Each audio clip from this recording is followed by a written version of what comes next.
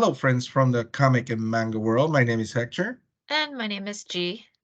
and we're here to talk to you about our picks for the FOC on April 17th. Now, for those of you who don't know, G and I work for Penguin Random House, and we manage sales into the comic retail market around the world. And the titles that we talk about in these videos are from the publishers that we represent into those markets. Also, we want to remind you that we have several social media channels. We're on Instagram, Twitter, and Facebook, and also on YouTube.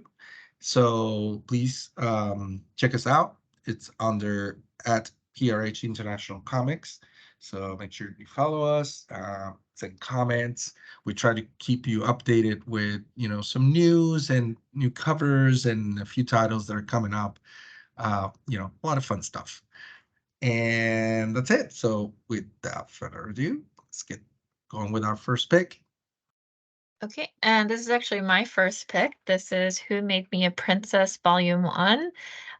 This is by the creative team of Plutus and illustrated by Spoon. I love that. Yeah. I love that collaboration that you have there with the names. So this is actually a full colored webtoon now getting a physical print for the first time. We actually did talk about this in an announcement like way back when. So super excited. It already has a very dedicated fan base already. So I imagine those fans will definitely want to pick it up once this comes out on May 16th. Just a little bit about this. This is very interesting in the sense where it's about this modern woman who wakes up one day into the body of a little girl who's this princess, which is like a thing that happens a lot in manga. But what I was was gonna say the thing that happens in real life a lot. yeah. Yeah. Yeah, it's just a normal occurrence in our daily Everyday lives. life kind of Yeah, thing. you Yeah. never know who's actually an adult woman in a child body. That's kind of weird. Of Anyway. course. Yeah, that's kind of weird. Anyway, so this one is interesting because she's in the body of a princess, but she has the memories of this princess and she's fully aware of the situation, and she recalls reading a book and a story that is kind of playing out before her. So in a way, she's like a character in the storybook that she's read. And so she knows the fate of this little girl, and it's not a favorable fate. So this princess is basically doomed because her tyrant father eventually executes her. So this modern woman, the mind of this modern woman in this body is trying to figure out a way to escape this fate to be able to survive. And so um as a princess, she's trying to avoid attention. She's trying to stay in the background, not cause like too much trouble. It doesn't really work out very well for her. I mean, she's trying to save money for the escape, and again, it doesn't work out. So she's just doing her best to sort of like uh, m- become adorable and also like trying to like charm her dad so that he doesn't want to kill her. So this is Hmm. basically the premise of the story. Really cool premise. Again, this is this is going to be insanely popular because of the fan base that it already has. So yeah. Very, very cool. Mhm. Awesome. So Hmm. actually, we're going to go into cover picks Yeah. next. First one is one of my picks. It's Avengers 1, the John Tyler, Christopher Negative Space variant. Oh my God, we got Vision, sort of instead of walking through wall, walking through this negative space cover. I mean, it's such an amazing job that the artist did with this. The face and the figure of Vision on itself is such very well done, but also being able to sort of play with that negative space and that yellow. It's just Kev's kiss for this is so awesome, very beautiful. Not much else to say. Just look at Yeah. Yeah, it. it speaks for itself for sure. Yes. So I wanted to bring this up because again, we don't really usually talk about second printings, but like this kind of went viral when the first Yeah. printing kind of Hmm. it really went viral when the first printing went out because it was one of Yeah. those like spoiler ones that was hidden until it was eventually revealed.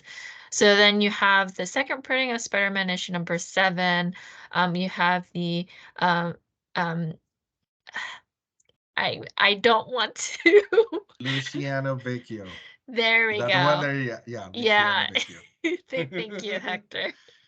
I don't know if And I'm saying then it right. I'm just being brave and saying yeah, you are being brave. I it. would have That's all. I It knew might, I would have butchered it. And yeah, I might be butchering it. It's just I'm just putting it out there. Yep. and then we have the ratio, which is 1 in 25, with the Humberto Ramos cover that you see here. Yeah. Which Mhm. was the one originally with the spoiler, but it Yeah, was the trade dress. So this is amazing. the version The the version. version. And this is Spider Boy, the new character who we still don't know who it is, Yeah, who yep. is under the mask. We Mhm. just know it's a Spider Boy. Gotta read it. We don't want Yep, to yep. spoil it. Next up is Bloodline Daughter of Blade number 4, Betsy Cola Spider Verse variant. Oh my gosh, I gotta say first of all, I love this comic. I'm reading it, and it is. I knew it was going to be good, and I had high hopes, and it kind of surpassed them. So I'm really become a really big fan of this comic, but also this cover. I'm also a big fan of Betsy Cola, you know, amazing Filipino artist. And this is one of those, around this time of year every year, we kind of have these spider covers, and this time it's like Spider-Verse.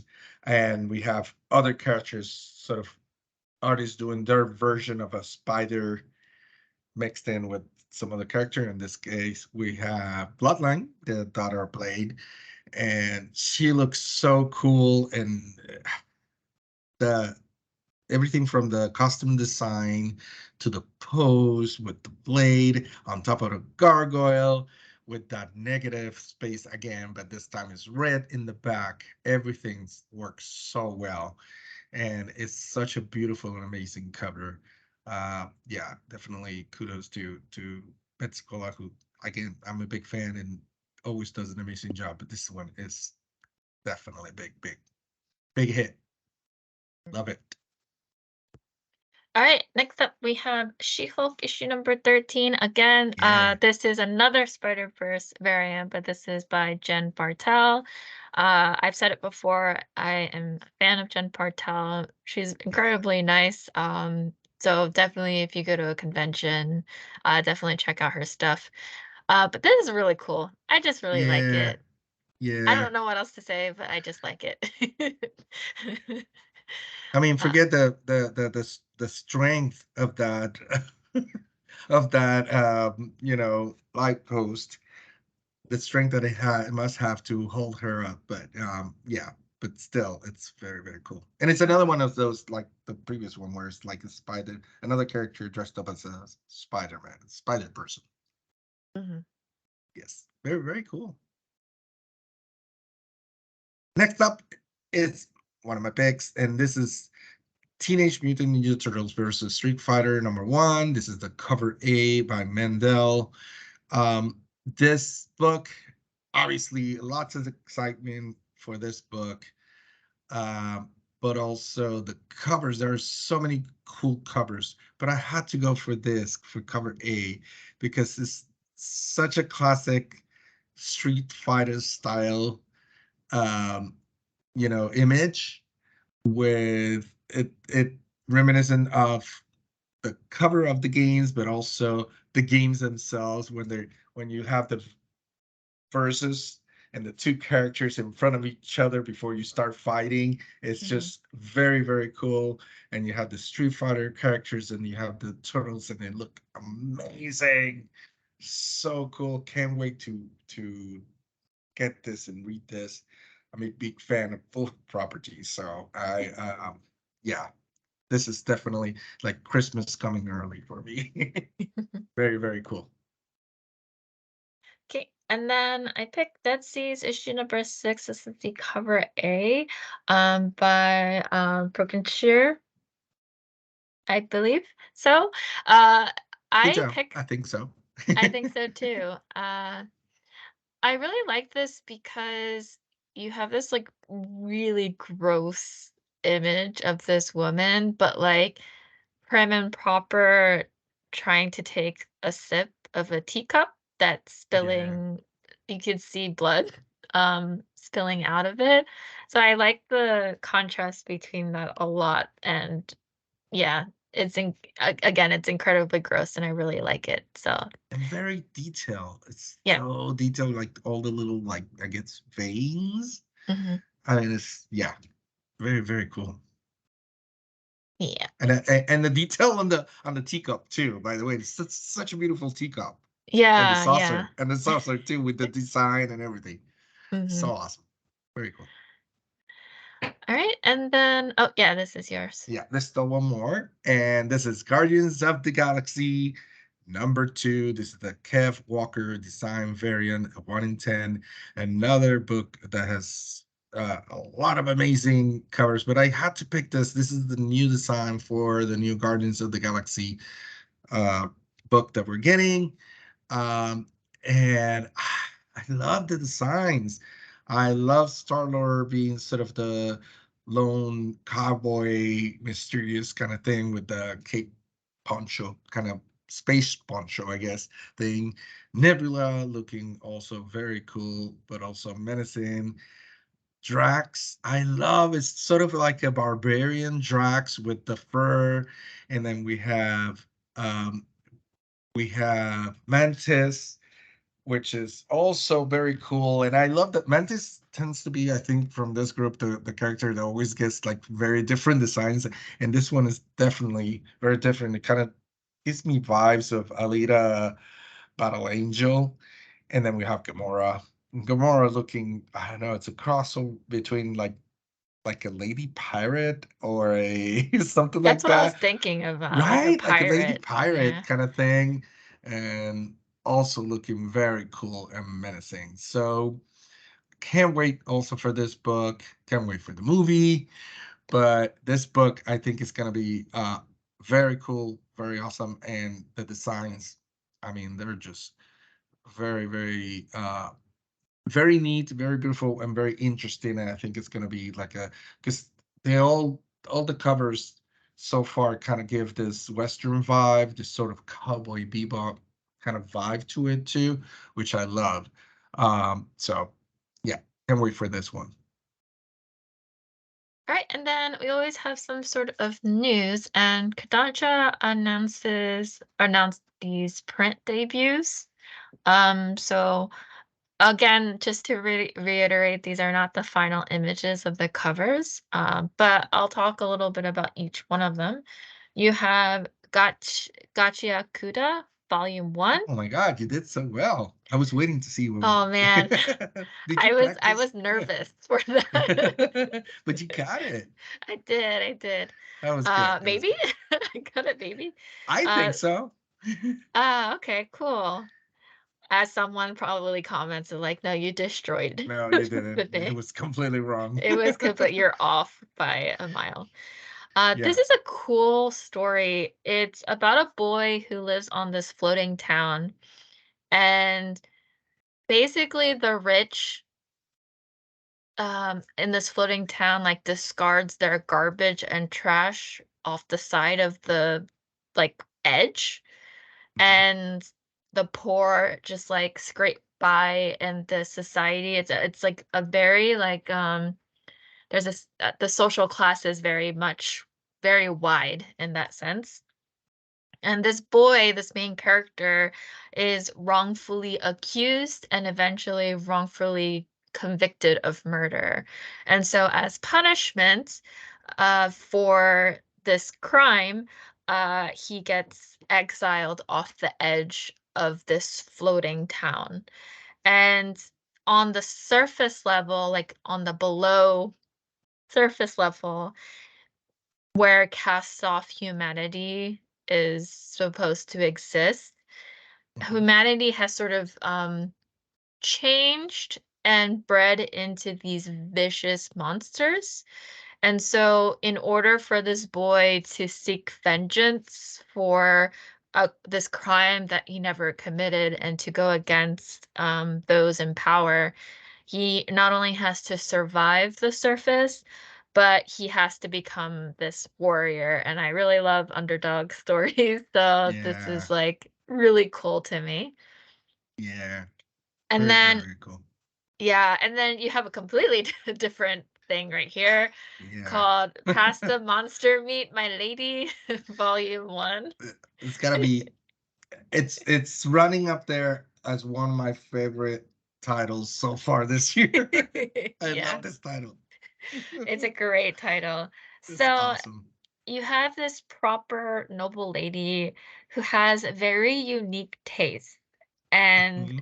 that unique taste is To say the exotic. least. It's exotic protein, and is how we can call it. And she actually wants to change people's perception about monster meat. So she's like really supportive. She's like very much supportive of this like agenda to have people like, like monster meat can be good Yeah. too. Um, but like, other things are happening too. She's also trying to find her perfect partner, her perfect match.